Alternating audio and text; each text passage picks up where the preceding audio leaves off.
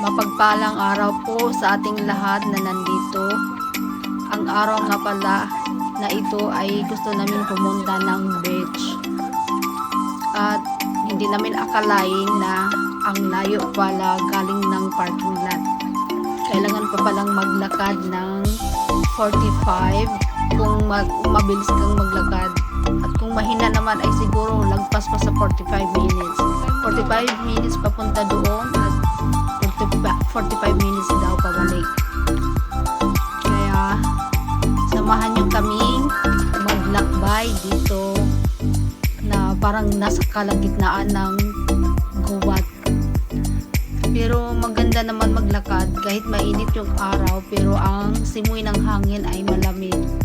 Kahit naglakad kami ng medyo matagal-tagal, hindi pa rin kami pinapawisan kasi malamig talaga ang simoy ng hangin. At sana magustuhan nyo ang video ito.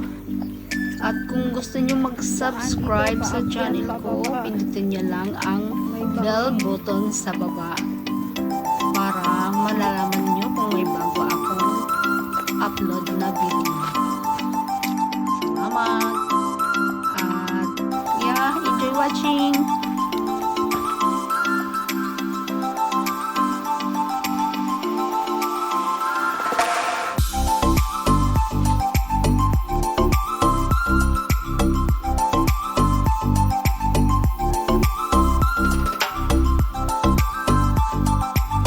Malapit na lang sana sa dagat. Kaso lang,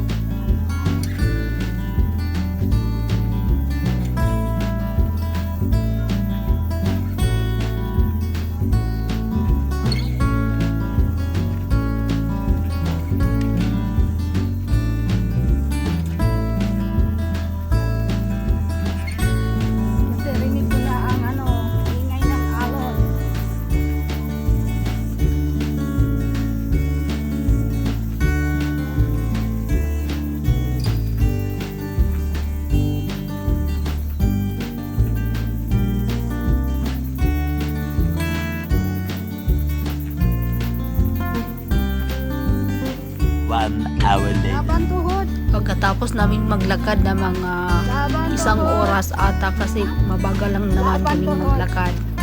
Nakarating na kami dito sa hagdan na ito na bali 150 step daw ang babaan mo bago ka makarating talaga sa malapit na sana sa dagat. gilid ng beach.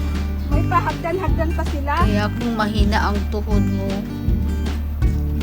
lalo na ako, medyo may kahinaan na rin. Kaya ang bagal ko nang bumaba.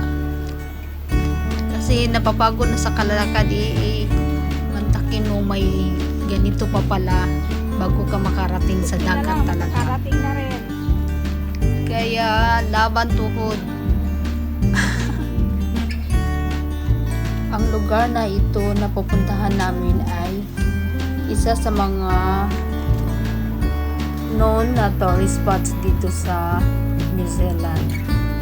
Kaya marami din nainganyo o na-curious na puntahan ito. Kaya tulad namin na-curious din.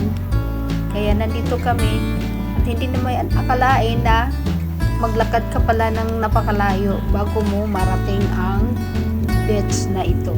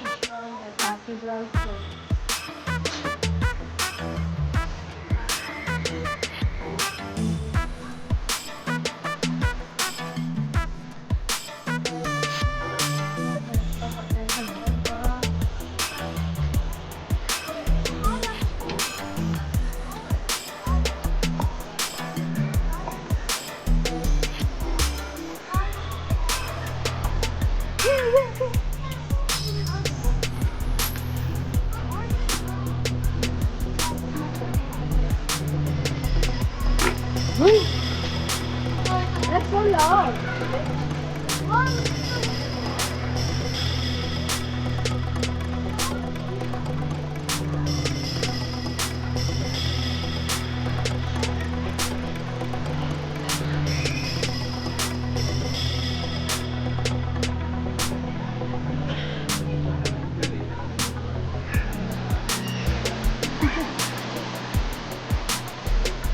Haba ng lakas.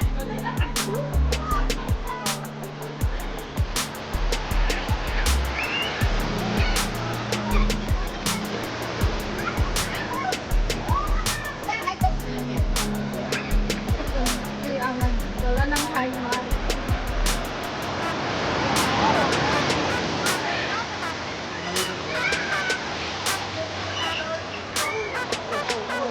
Oo, nabasal siya. Nabutan siya. Lamig ng tubig.